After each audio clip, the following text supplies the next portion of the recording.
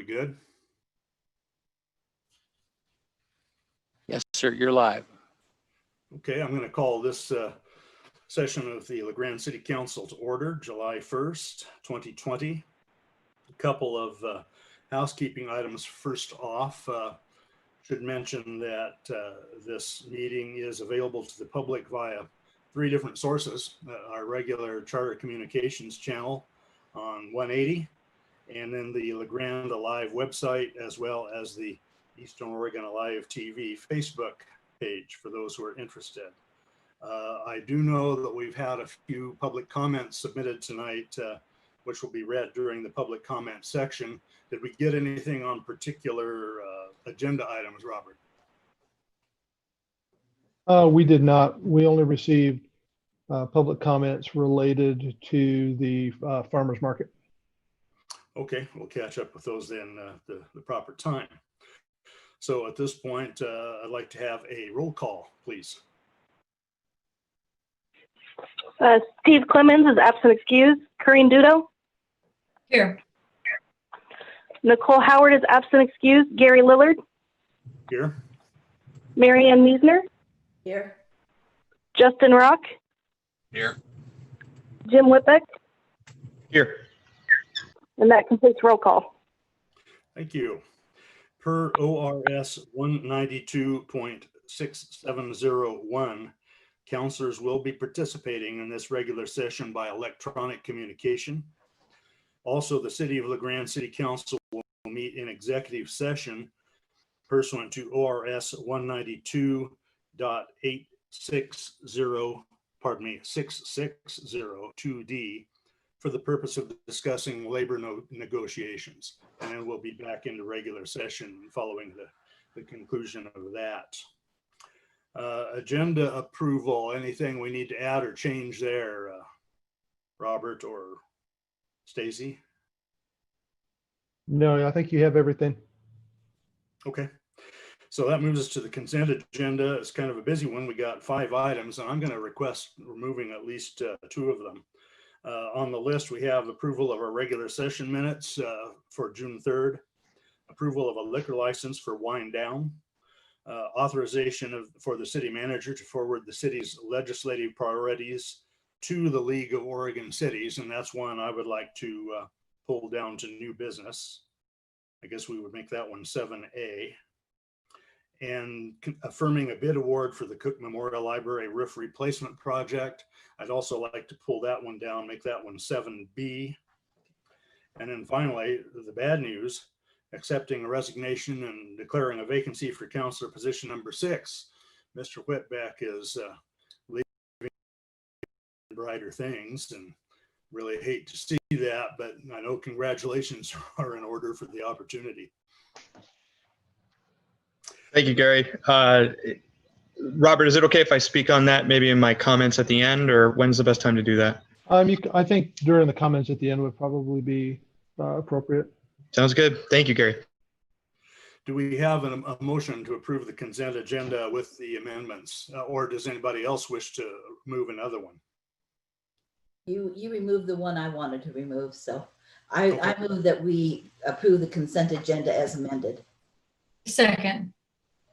Moved and seconded. Robert, we need a roll call vote. I'm actually going to let Kayla do that. Oh, Kayla. Okay. Yeah.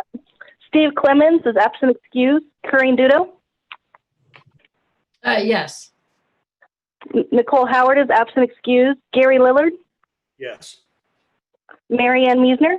Yes. Justin Rock. Yes. Jim Whitbeck. Yes.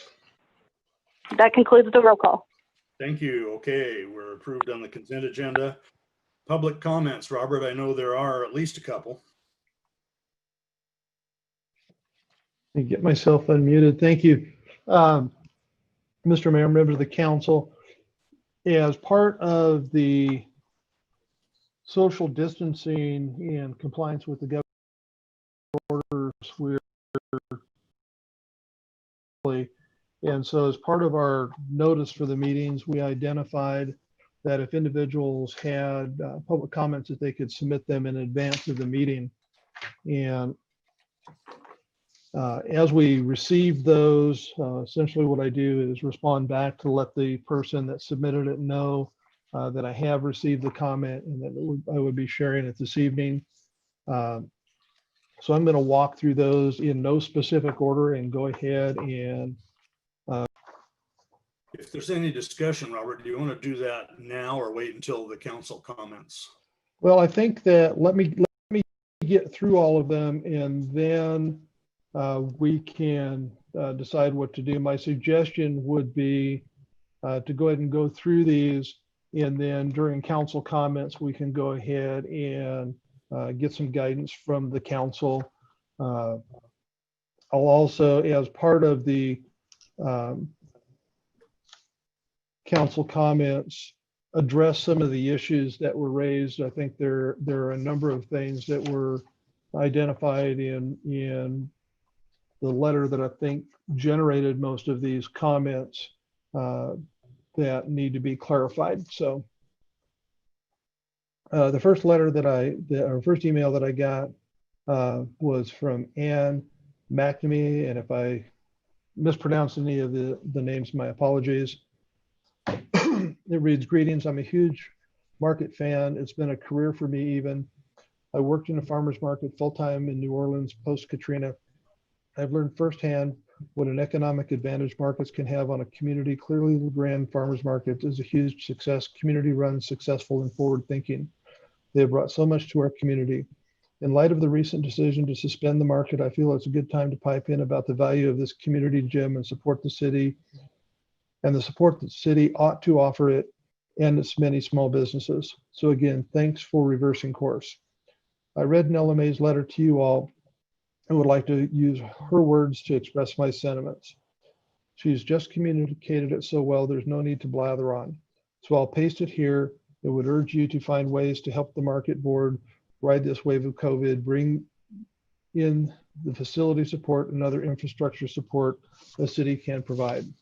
If there's a discussion about the value of this market and how to justify to the community additional spending during a pandemic, markettumbla.org and the Farmers Market Coalition can offer tools to measure the economic impact a market like ours creates. Let's get behind the goals that Nella has laid out here and find ways to strengthen this community during the storm of COVID.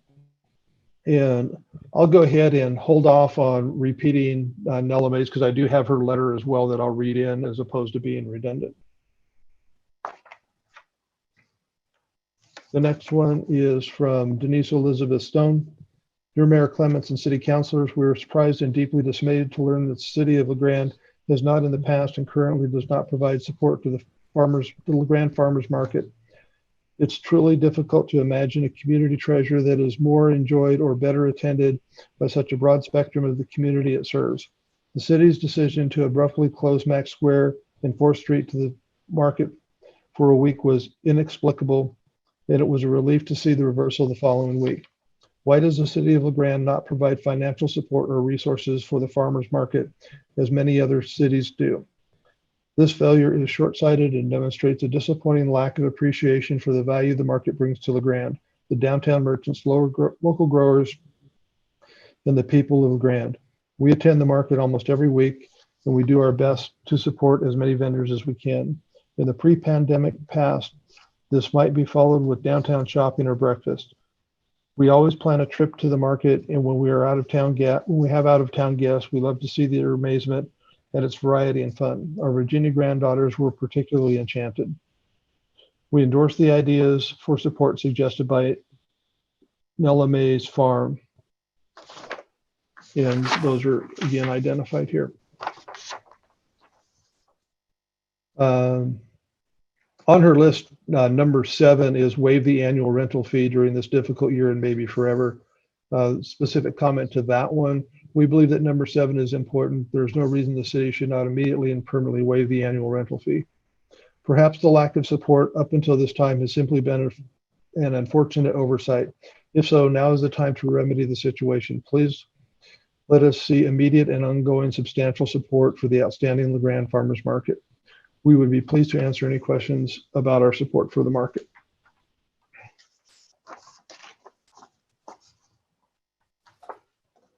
This next one is from Candace Benjamin. Dear Mayor Clement, sorry, Steve. As I read your letter to our community, I was saddened at the change of attitude beginning in, oh, this is actually a COVID one. I didn't notice that. I will come back to that one because it's a different topic. Okay.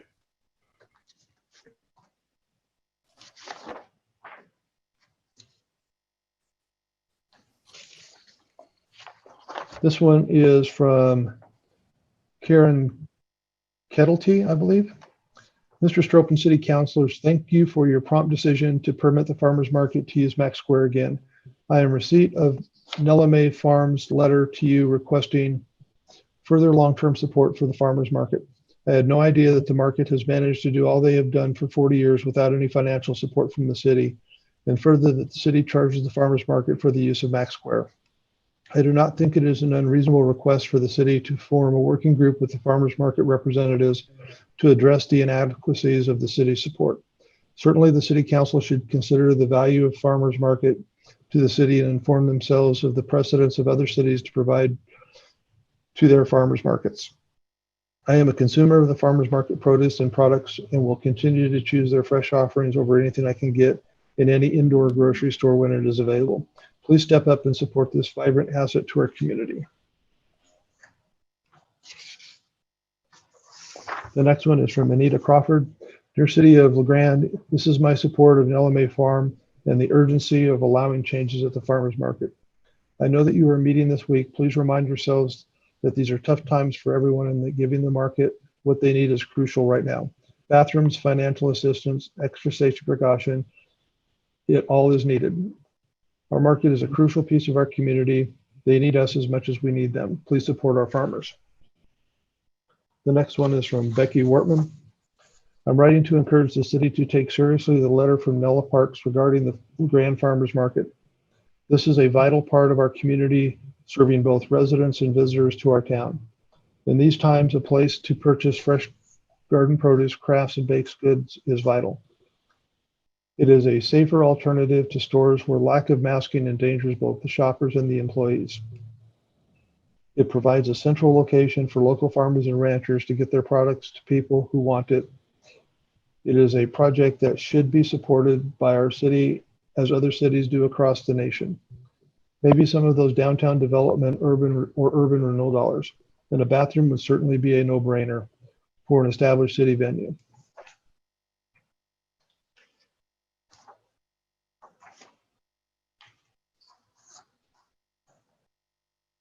And then finally,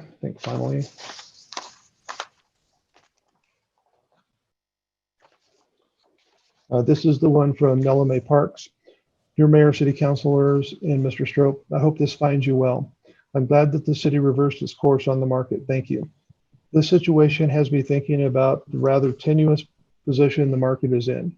While Stu is very easy to work with and very supportive of the market, I don't get this feeling that City Hall is. The La Grande Farmers Market draws hundreds of people downtown twice a week to shop. It is one of the only regular tourist attractions, and markets are becoming expected by tourists. We have dozens of downtown sponsors because the value we bring to downtown. However, we still pay rent at Max Square. We still have regular protracted negotiations about usage of Max Square. Excuse me a second.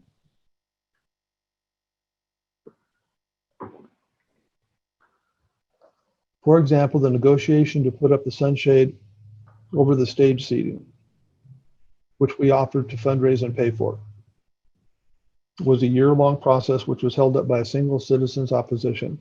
A few years ago, we were kicked out of Max Square with 3 weeks' notice for Max Square reconstruction. The market was not considered in the reconstruction schedule, although we are the most frequent user of the space. My question is this: how can we change this relationship? When will the City Hall see the value that the market brings to our community, citizens, in downtown? What can the city do to start supporting the market in a real way? As a member of the Oregon Farmers Market Association, I know that many cities in the state either provide staff, funds, or other support for their markets. To date, the market receives no money or resources from the city, and our use of Max Square is tenuous. I know many cities across Oregon would pay big bucks for a market as vibrant and established as ours. In short, I think City Hall takes our market for granted and assumes its permanence. 2020 is the market's 40th year of bootstrapping existence. The community support for the market is clear. The value the market brings to downtown is clear. Perhaps the toughest of the 40 years, City Hall could provide some support in words and deeds. Here are a few ideas. The mayor and councilors could letters or an op-ed in the Observer in support of the market. Establish a city fund supporting the market, which could help pay for overhead costs, excuse me, overhead marketing costs or a manager position. Improve signage for the market. The market paid for the construction and installation of signs over the top of the bus stop. Build a bathroom at Max Square to accommodate the market and other events. Promote the market with local citizens to help us grow our customer base. Develop a long-term agreement with the market to ensure our ongoing use of Max Square. Waive the annual rental fee during this difficult year and maybe forever. Establish a working relationship between the city and the market to create a strong relationship and come up with other ideas to keep the market strong downtown. I'm sure the market staff, board members, vendors, and shoppers may have more ideas. Let's use this situation to create a better partnership so we can have a strong market for 40 more years. Nella Mays Farms. Note, I am a market vendor and not a farmer's market board member. I do not speak for the board. And then there was an additional public comment that we received that I'll read now on a different topic. This is from Candace Benjamin. Dear Mayor Clements, as I read your recent letter to our community, I was saddened at the change of attitude beginning in your third paragraph. After the recent public announcement identifying certain group of people against previous and appropriate practices to protect the identifications of persons testing positive for COVID-19 and their private health information, your remarks, I believe, only fueled the emotional response of our Union County members. I am concerned that your message came across as shaming instead of understanding, caring, and supportive. To state, quote, we lost sight of the importance of balancing human lives, personal freedom, and economic recovery, unquote, is your opinion, which is very offensive, untrue, and demoralizing to many others' view. The rate of serious illness from this disease in our county, has still not overshadowed the permanent loss of businesses, which certainly can be lives and livelihoods. The division of people and the detestation towards those who choose to follow guidelines that don't align with your beliefs. Demonstrating the increase of positive COVID-19 test results as a, quote, 4,000% increase, unquote, also has the ability to fuel fear, anxiety, and anger in those who might read your letter. Have you considered that your fear-mongering causes the unintended effect of people not seeking to help for chronic or emergent conditions? The long-term effects of this have only started to unfold. Instead, using a total number of positive cases, 253, related to the total number of persons in our county, 26,835, how many are actually ICU admissions in the hospital would have been much more objective presentation, respectable and responsible. Our current infection rate based on the positive test results is 0.0095, and ICU admission rates are trending nationally at a very small fraction. Only 0.0945% of those diagnosed are admitted to hospitals. Your concern for quality health care of someone you care about is a common concern among all people in every situation, in everyday life. Your local hospital is a leader in being prepared, and there is no difference in this current circumstance. As our city mayor, I implore you to be a leader of compassion and empathy while also passing on appropriate safety recommendations from Northeast Oregon Joint Information Center, who is comprised of a panel of professionals able to provide safe and reasonable recommendations. The CDC and World Health Organization agree social distancing, 3 feet versus 6 feet, frequent hand washing, and staying home while ill prevents the spread of this virus. Degrading others' choices does not help to encourage our community to come together and be successful at getting through this unusual situation. Respectfully, Candace L. Benjamin, registered nurse, lifetime resident and lover of Union County in our great state of Oregon. Okay, Those are the public comments. very good. Thank you. And so during city council comments, we will have an opportunity to discuss any of these that we may wish to. So with that, I will move ahead to the public hearing we have scheduled tonight. This regards an ordinance that would impose a tax on the sale of recreational marijuana, presuming that the citizen petition for such sale passes this fall. So it looks like the first thing we probably need to do here, besides my opening the public hearing, this is a legislative hearing, by the way, so I don't think ex parte rules apply, but we do need to have the rules of order hearing. Robert? I'm going to go ahead and do that, Gary. You're welcome. These rules of order are applicable to the public hearing for a proposed ordinance imposing a 3% tax on recreational marijuana items sold by a marijuana retailer within the city limits and referring the ordinance to the voters in Grande. This is a legislative hearing, therefore councilor ex parte or pre-hearing contact does not apply. The hearing will proceed as follows. The Mayor Pro Tem will open the public hearing and request the staff report. The Mayor Pro Tem will then accept written public testimony related to the matter.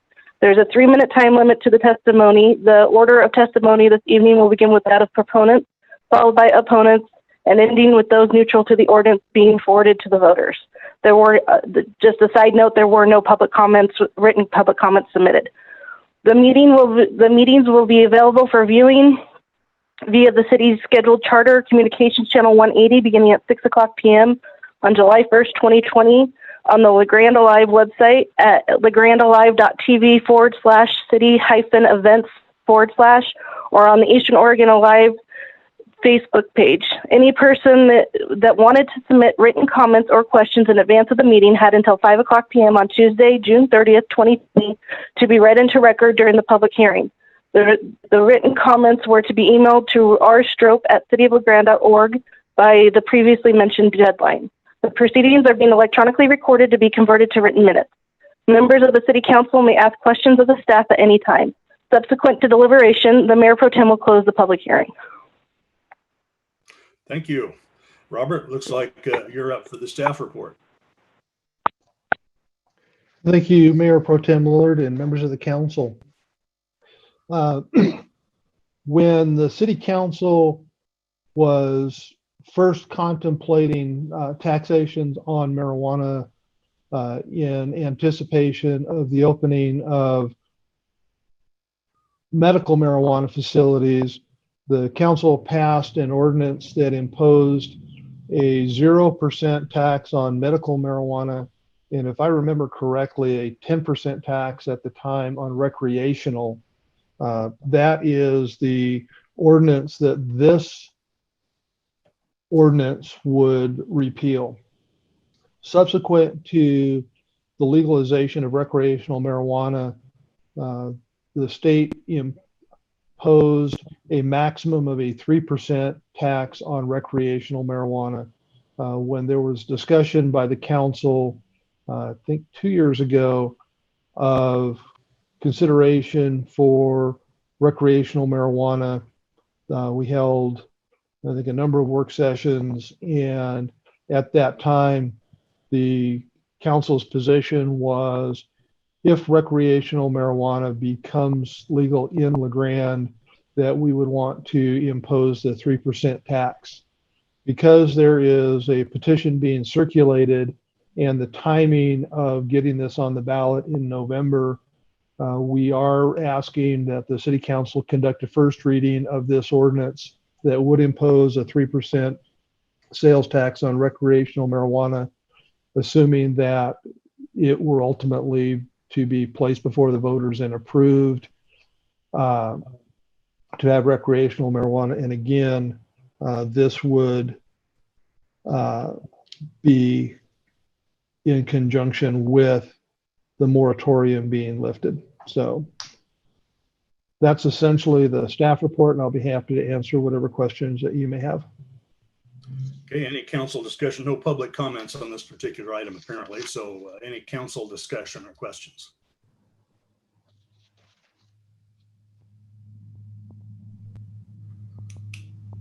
Okay, if not, Well, Gary, I had my mute off for just a sec. So this would only go into effect if the voters passed it. Correct. Okay, I just want to make sure that's the way I read it, but I wanted to make sure. When does that petition have to be done? Be turned in? Kayla?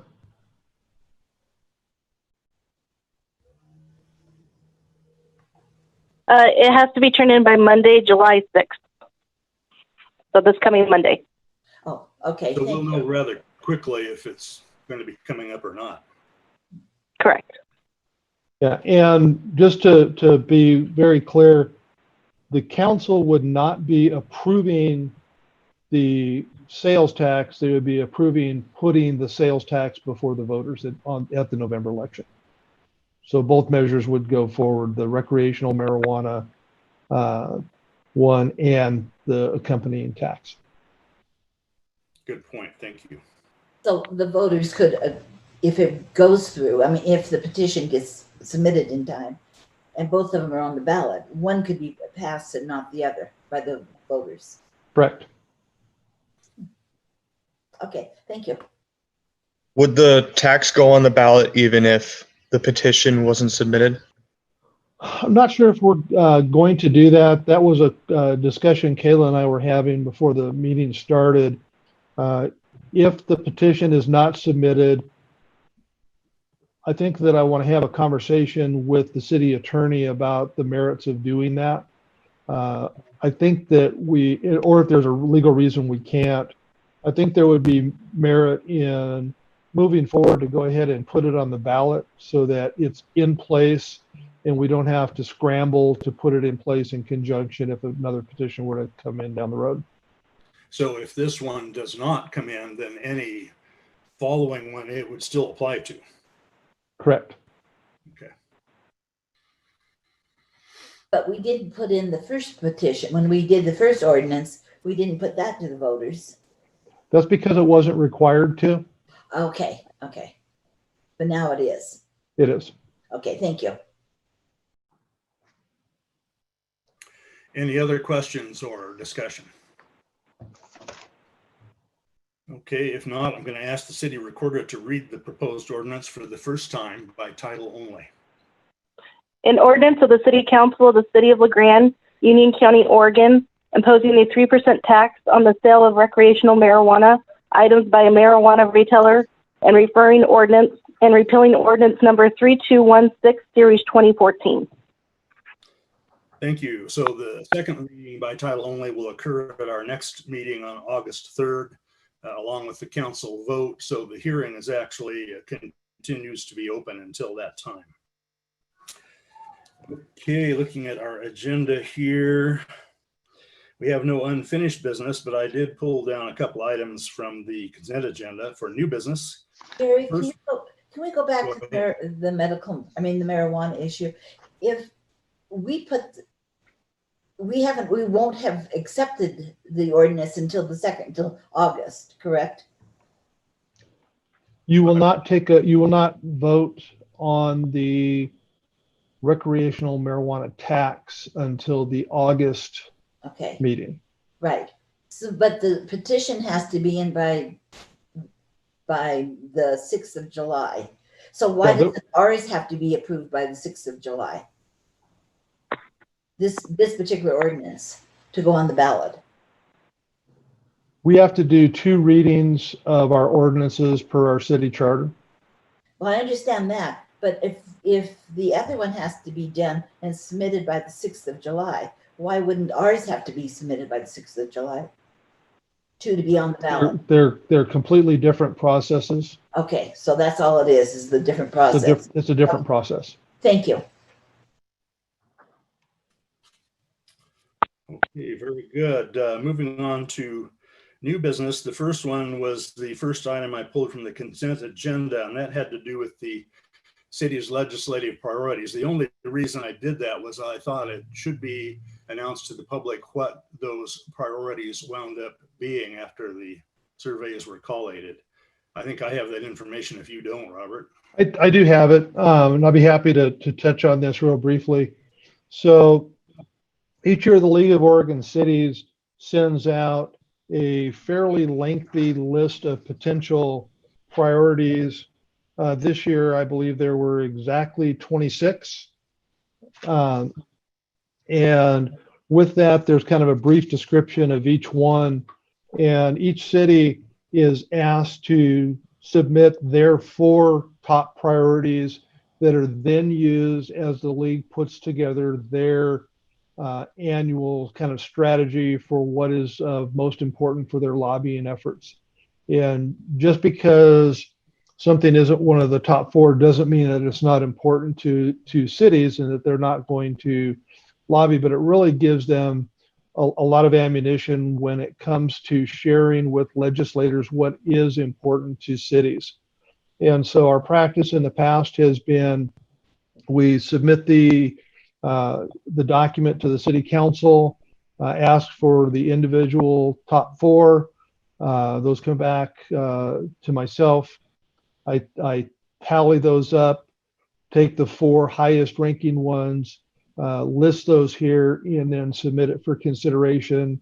If the council is good to go with the 4 that are there, you just typically approve that in the consent agenda. In this particular case, it was pulled, and you certainly have the ability to adjust those. The 4 that were identified are COVID-19 economic recovery investments, expedited siting for shelter and affordable housing, mental health service delivery, and property tax reform. So those were the ones that were identified by the majority of councilors as being the top priorities.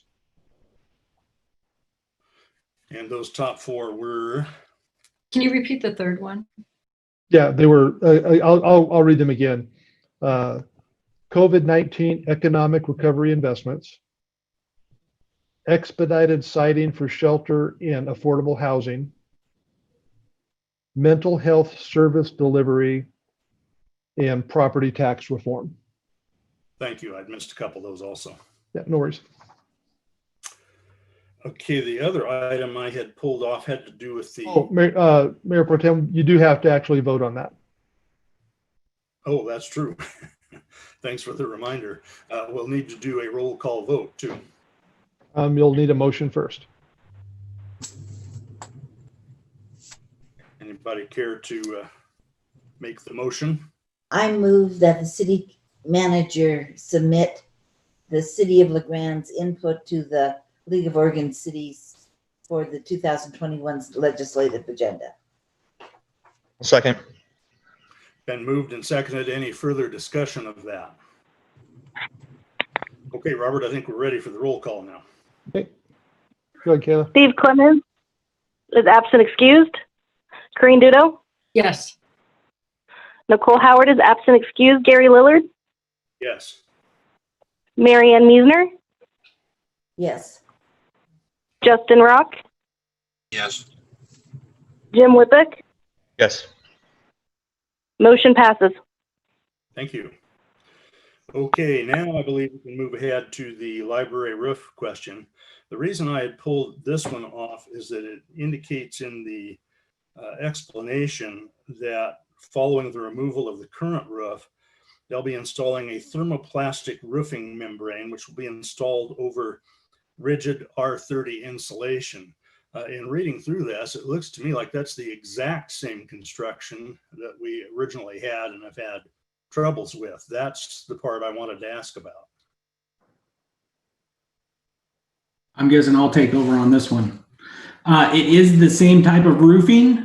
There was a lot of roofs that were installed in conjunction with the library roof back in the day by the same company who had a lot of problems with that specific liner.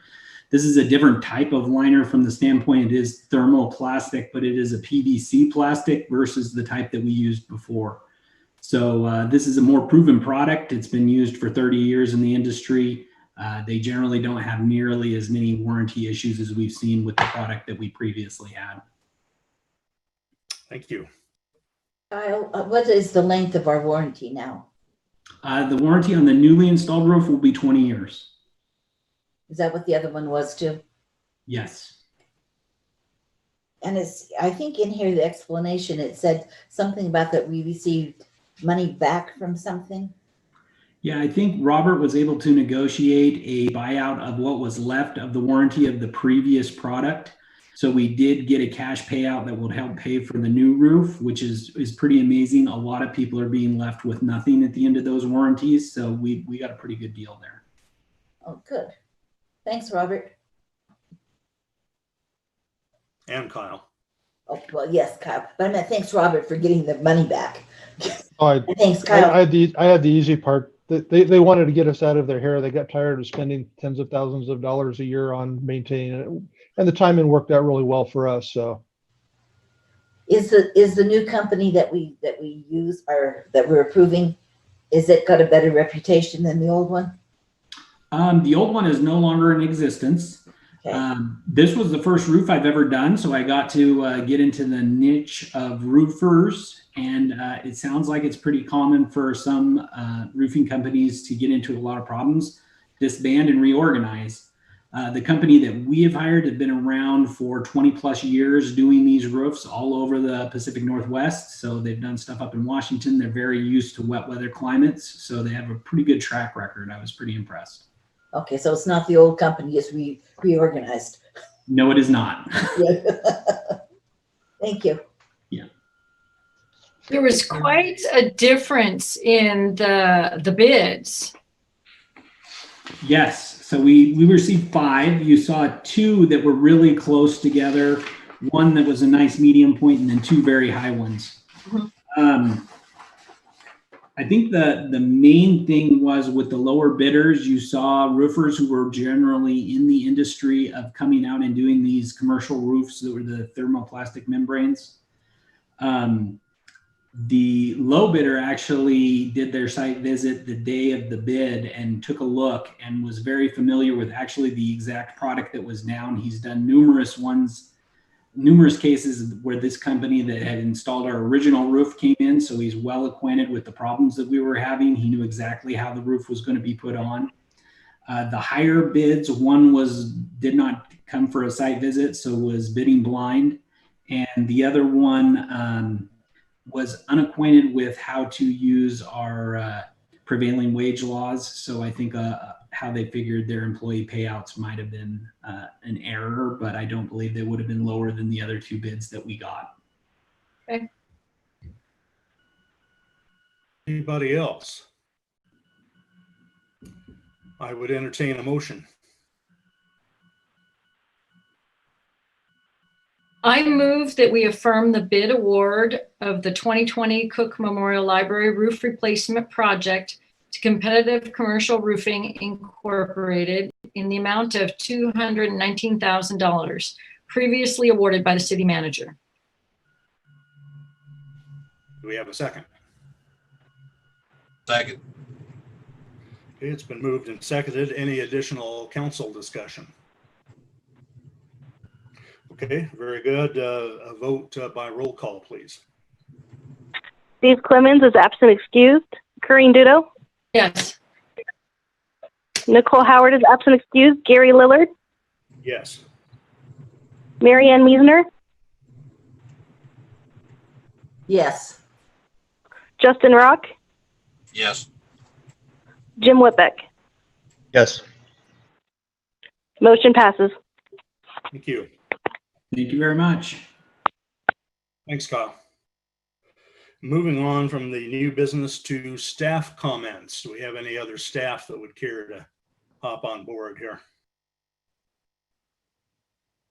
Yeah, hi, this is Stu. Hopefully you guys can hear me. I know you probably saw the email. We're going to open the pool on Monday, Wednesday, Friday, reduced hours. We're still going to leave summer day camps closed. Park bathrooms will be open. The playgrounds haven't closed, but just wanted to kind of double check, make sure you guys knew as a heads up.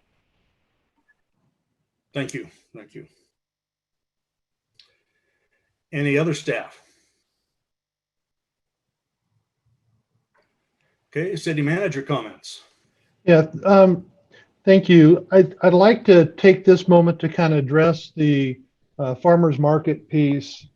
And I really appreciate the passion of the community regarding the farmers market. I do see it as a huge asset for us, but I'd respectfully disagree that the city doesn't support the farmers market. First and foremost, the city isn't a bunch of little silos.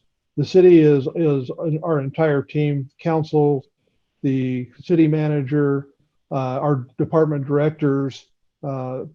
For the farmers market, the director that is charged with working closely with the farmers market and representing the city is Stu Spence. So when someone says that they don't think the city's being supportive, but one of our directors is, I get a little bit confused, but that's not uncommon. But I do think that it's important to set the record straight on a few of these things. First of all, I think we go above and beyond. We provide trash cans. We have staff that goes down and does cleanup, additional trash removal, additional cleaning, blowing leaves out of the area in advance of the farmers market, and all of those things that we do cost much more than the $25 per day that the farmers market uses it, which is a significantly discounted rate from what other users would be. I think the total discount on an annual basis is about $2,400 that the city does not charge. And as I mentioned when I was reading the letters, the letter from Nella did indicate that this is not coming from the board. This is coming from an individual. And in all of the time that I've been here, I don't recall a single time that the farmers market board has ever asked for direct financial support from the city. And so to say that we're not providing financial support when we've never been asked, I don't know that that's necessarily a fair characterization. Yeah, when we did the construction of Max Square, we should have given them more notice of what was going on. But at the same time, we did do a lot of things to accommodate the farmers market, such as additional electrical outlets and capacity specifically to meet their needs. So those were things that were important that we put in at an added cost that we think was very important to do for them.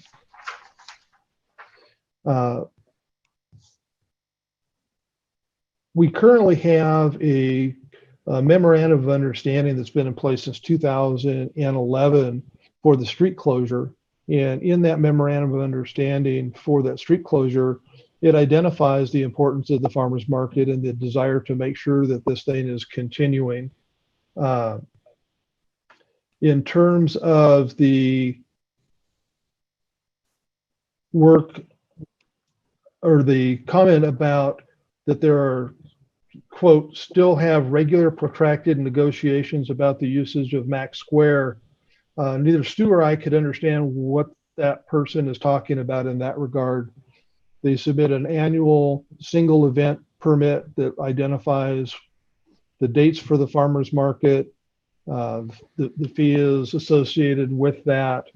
So I don't know where these long and protracted negotiations, we just don't know what she's talking about. The comment about the time for the sunshade, when they initially approached the city about doing a sunshade, they wanted to purchase some shades at Costco and put those up. Those would not have been safe. We insisted on having them done properly and engineered. There was quite a bit of fundraising that was done. The farmers market, their financial contribution to that was $2,000 of the $20,000 project. So quite a bit of time, effort, and energy went into doing that so that we have something that is safe and is going to last a very long time. So in Robert, terms of, I'm sorry, did the city then cover the balance of that? We did a grant with OCF. There's some dollars that are set aside specific to doing things for Max Square. That was 13,500. There was some additional money that we had towards Max Square before, and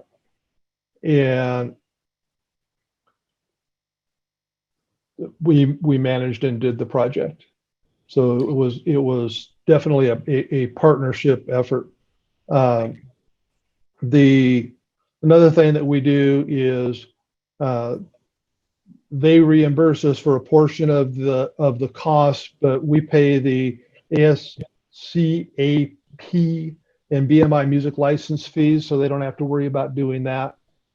As I think you're all aware, there are some copyright issues if you're playing music that have to be addressed. So that's something that we do in support of what they're doing, and it brings them into compliance.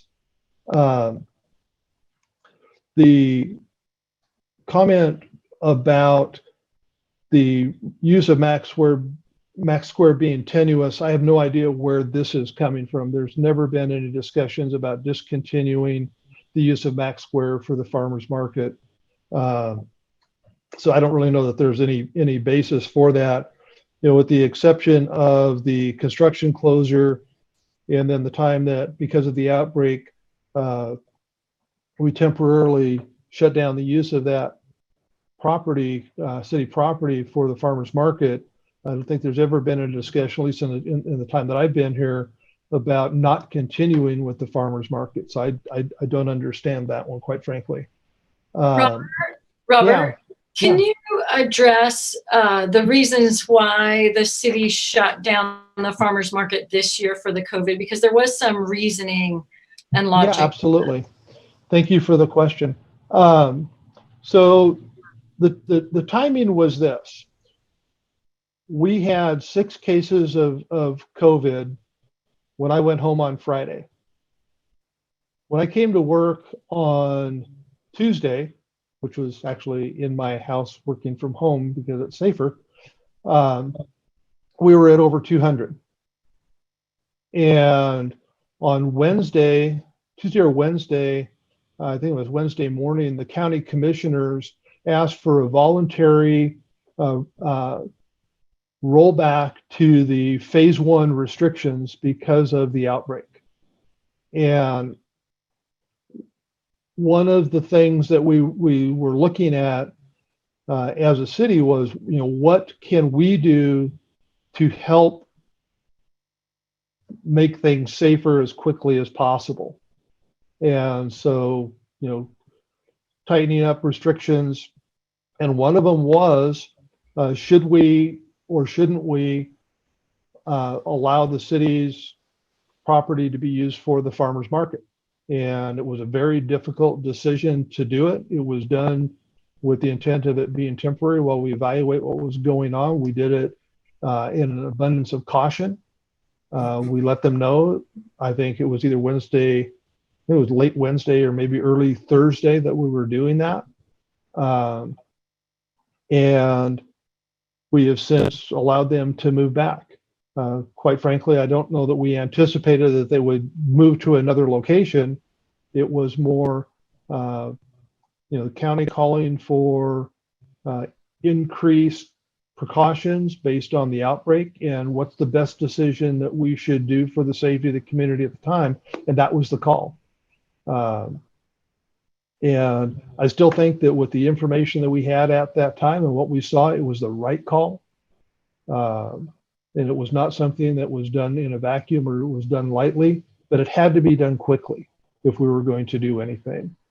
Just as we quickly, when we saw that the numbers for the second round of testing were a lot less than I think a lot of people anticipated, we looked at reopening Max Square, which we did. From the beginning, the farmers market has done a really good job with the social distancing and all of the precautions. And it's not that they did anything wrong. It was, we have this huge outbreak. What is it going to look like? What's it doing to our community? And what are the things that we need to do to keep people safe? That's what generated that. So thanks for that question. Let me go ahead and finish this list. Let's see. So In regards to the request for the mayor and city councilors to do op-ed stuff, that's the mayor and the council's call as to whether or not you wanted to do that. I'm kind of now walking through her 7 items. Establishing a city fund supporting the market to pay for overhead costs. Again, the Farmers Markets Board has never made a request for funding in this regard. I will say that the last 2 city council retreats, the council has taken a position of not entertaining outside funding requests. So this would be something that would have to be done as part of a budgeting process to provide funding. The next one references the signage for the market, and her letter states that the market paid for the construction and installation of the signs over the bus stop. This is partially accurate. This was actually done with a facade grant. The cost was $964, which was shared equally by the city and the farmers market. So that's an example of some direct financial support that we did through the Urban Renewal Agency with a facade grant to help with that project. Regarding the request to build a bathroom, our library hours on Tuesdays and Saturday mirror the farmers market so that the public restrooms at the library are available for users of the market. Frankly, I don't think that there's a lot of space to add a bathroom to that location. And I don't know that adding a bathroom to Max Square would be something that would be a high priority for the council or for the Parks and Rec Advisory Committee, particularly since we have the library immediately adjacent. And again, under normal circumstances, a little different under the current pandemic, but we do make sure that that facility is open in normal times at the same time that the farmers market is open on Tuesdays and Saturdays. And I don't know that everybody quite understands that. Robert, I'm sorry, a quick interruption here. Are there any other restroom sources, facilities available other than what's in the library? There are not any other public restrooms in the vicinity, but there are other businesses that do have facilities. They don't have the porta potties or anything like that available? No. Okay. Well, this is Stu. They have rented a porta potty in the past for market staff and vendors, but as far as I know, not for public. Okay, thank you. Thanks, Stu. And then 2 other ones.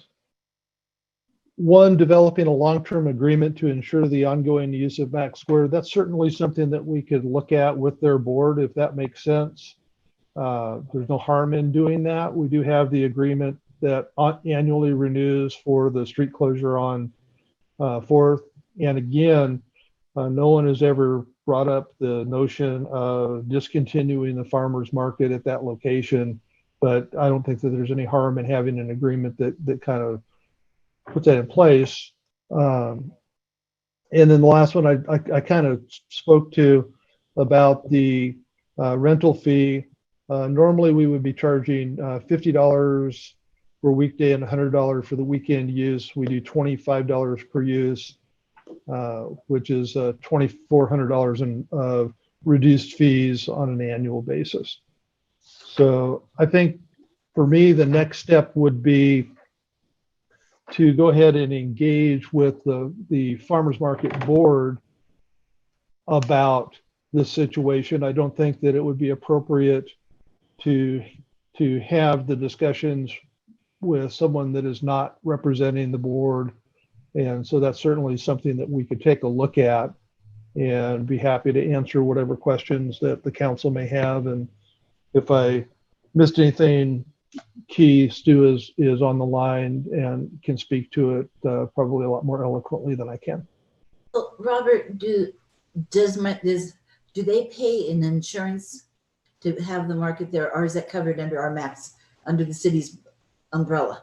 We do not cover their operation, but all of our city property is covered by insurance, but their operation is not something that we do. And I think they have to provide us with an insurance statement listing us as an additional insured as part of their annual event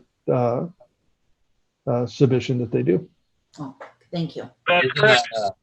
Isn't that a practice that we always do with any event that we have downtown? It Robert? is. Any event in general, all events that happen in city parks in general have to have that certificate of liability insurance, naming the city additionally insured. Yeah, we have a couple of events that we insure. Celebrate Grande is one that immediately comes to mind that's covered under our umbrella.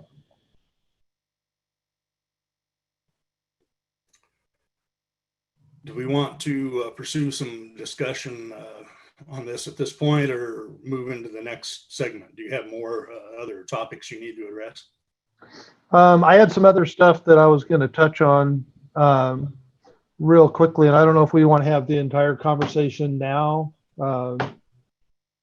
which is fine. We don't have to wait for council comments. We could just address any comments that the council have at this time, and then I've got just a couple of little things that I'll just finish up with after that. Well, I guess the only thing I might say is that I certainly think the farmers market has been a boon to the community. I've not heard anybody, whether they're official or another citizen, criticize the operation. It's a very, very handy thing. And I was glad to hear you say that there was certainly nothing they had done wrong that led to any kind of decision that had been made by the city. I think they've done a very good job in every respect. I explained to Ms. Parks earlier in an email how difficult funding is these days for small communities, even in providing basic city services. But certainly I think they warrant anything that we might be able to do, even outside of funding. Just my 2 cents worth. I agree with it, Robert, that we really don't do anything until the board brings it, because the board is what runs the farmers market, not an individual. Yep, that's a good point. Yeah, I will say, as a business owner downtown, the farmers market is, I don't know, I guess I would say its economic impact extends far beyond the farmers market itself. It's really important for us every Saturday we revolve our summer Saturdays around the farmers market. And I think, it's a really important event. And I also totally agree that we need to engage with the board. It's hard to know how to move the ball forward without talking to them. Robert, you haven't reached out to them at all yet. That's like our next step from here. It is so under normal circumstances, if we had an individual that just reached out to me or to a member of the council and said, hey, we have this concern, we would have responded back directly and kind of taken it from there. In this particular case, given the fact that we had in a very short period of time, several emails come in under the public comment piece that went to the council, went to myself, I felt it was more appropriate to share those with the council as we were asked to do in those letters, and then have a discussion and go from there. So again, I also want to make sure that before I go and start moving forward on something that has generated this many contacts with the council, that we kind of have a bit of guidance from you. My suggestion is we can engage with the board, have a conversation with them, and then kind of take it from there. I think that's a good idea. I agree. I think it is too. Okay. Well, we'll plan on doing that. Stu is out for the rest of this week, so and with the holiday coming up, we'll probably try to get something set up with them for next week. And then I'll keep you apprised of what comes of it. Thank you, Robert. Do you have anything else under city manager comments? A couple quick things. Just more from an educational standpoint, I'm sure everybody is aware that the governor has imposed the mask use in public buildings statewide. That's in effect now. There's a lot of information that's coming out about that. The county did a town hall meeting on Facebook last night to share some information. So kind of stay tuned to that. The current COVID cases is 342. We seem to be averaging about 10 a day. And hopefully these additional precautions that we're doing is going to help keep that at a lower rate than I think what we were all kind of afraid of after that initial outbreak. And then the last thing is we do still have emergency loan funds available. So if we have businesses that have issues that they need some help with, those we still do have some emergency loan funds available through that program. And then we'll be publicizing some information about some additional funding opportunities that we have received that will be opening up. We just got word that the community development block grant that the city sponsored for the city and Union County was approved. We're still waiting on some more stuff for that. So we'll be getting information out about that one. And we did get some very specific funding through Business Oregon that we're going to be starting to advertise for additional help to businesses. And those were the things that I wanted to cover. Thank you. Thank you, Robert. Can you talk about the other public comment on COVID from, was it Candace Benjamin? I wasn't clear on what she was getting at. Yeah, she is, the letter is in response to the mayor's letter, and I think possibly also to the OPB interview that he did, which is, that wasn't specifically referenced, but you'll recall that the mayor did kind of right at the same time as the outbreak, did another kind of community comment that he sent out. I know that he had shared that with the council. And I think this is in direct response to his letter. Okay, Yeah. I understand. And, yeah. So, yeah, I disagree with her points that makes it sound like we were blowing it out of proportion. I think the numbers, when you say that it's a percentage, you do the math and it was that percentage, whether you like that or not. We're in a crisis. So I was in agreement with Steve, but I wasn't sure where her letter came from because there's lots of information coming from lots of different sources. Some of it's correct, some of it's not. Yeah. Okay, thank you. City council comments. Jim, you want to lead us off tonight? Sure. I want to take myself fully off mute here, so I'm not just holding the space bar down the whole time. Okay, so I am resigning my position tonight, effective after this meeting. This is, if I was going to pick a time and set of circumstances under which to resign, this would be the last set of circumstances I would choose. Essentially, I have an opportunity that actually predates COVID-19, and when COVID-19 hit, I had to kind of rethink my decision, and I've decided to move forward. It's the best thing for my family and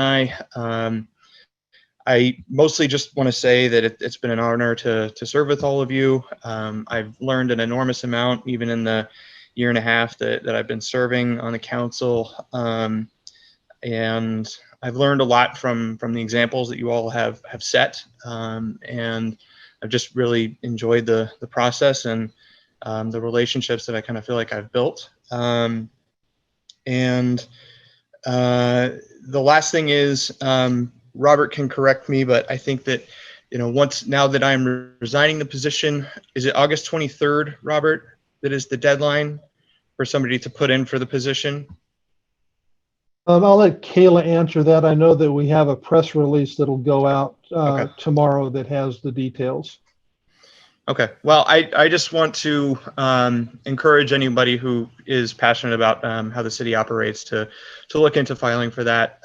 It's been much more difficult and much more rewarding than I had expected it to be. And so, again, I really appreciate the time and for you all putting up with my sometimes letting my passion get away with me on occasion. So.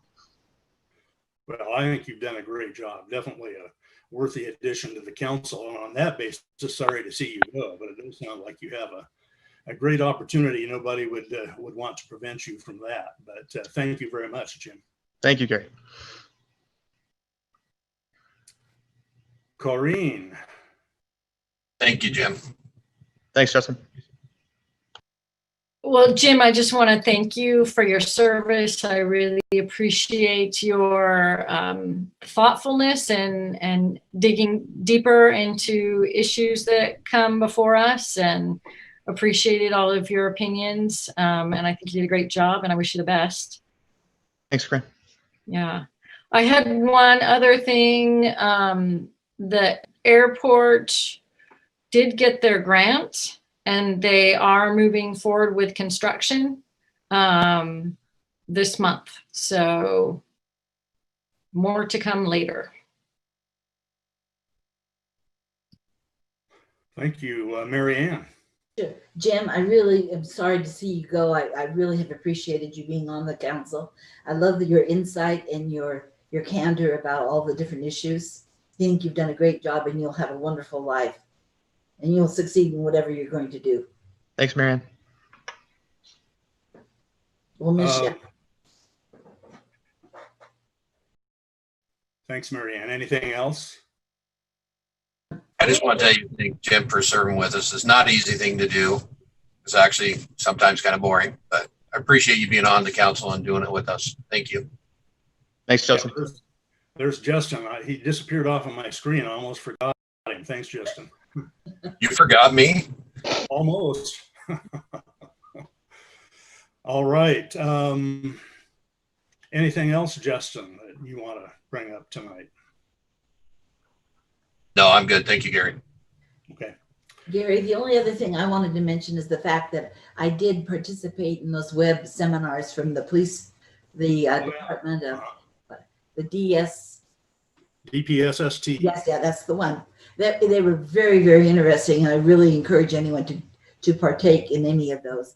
And I've had some conversations with Gary about, because I was just concerned about the body cams, because I'm thinking with all the protests going on, all the issues going on, that maybe we need some protection of our police officers. I know it's not the only thing to do, because the one comment that when I asked them at the meeting, they told me was the body cams are only two-dimensional. They don't go because your head, the police officers' heads move, their eyes move, so they see more than what just the body cam is showing. But he was interested too in pursuing it, and I just think I'd kind of like to pursue the issue. I'll tell you, if I was an officer, I'd want one just for my own protection. I mean, right, that's what I'm saying. Claims and I think he agrees too that now there are things changing in the world, and that maybe we need to look at that. Right. All right, thank you. I did want to bring up one thing that's already been addressed by our citizen concern, and that has to do with the COVID-19, particularly with the 4th of July weekend coming up. And hopefully I don't come across as being uncompassionate in any sense, but I've gotten to be a little bit activist on this issue, because I am in a high risk category myself on the basis of age alone, and many others in this community as well, the nation, are as well. And it concerns me to hear the minimization, if not outright denial, of many about the seriousness of this pandemic. I was glad to hear Ms. Benjamin, I guess it was, mention the importance of social distancing, minimum 6 feet, I would suggest, as well as good hygiene, frequent washing of hands, use of sanitizers, and so forth. I may have just missed it, but I didn't hear masks come up, and the CDC and others have indicated that is a very strong consideration. That has probably been the most difficult thing, not only locally, but nationally, because it seems to have turned into a political issue. It is not a question of personal liberty. It is not a constitutional violation or anything else. It is a key part of all of us protecting each other, and particularly those of us that are in high risk populations. I would also add that if things take off again, as they have, that not only indicates a public health safety risk, that also impacts us economically. If we have to turn around, go back and shut everything down. Basically, I guess what I'm suggesting in a rather blunt fashion is that we all need to suck it up and do what we need to do. And the sooner we do that, the sooner this is going to be over with and we can put it behind us. I know I am certainly ready. So I encourage everybody to meet these recommendations. It's really the best we can do right now until we get a vaccine or a treatment, something of that nature. And particularly with the holiday weekend coming up, I really encourage that for everybody's sake. And that's all I have. So I think it's time to recess to executive session. Brent, if you would let me know when you're ready, please. And just real quickly, I think we'll target coming back at 7:30. Okay. Sure, 7:30 then.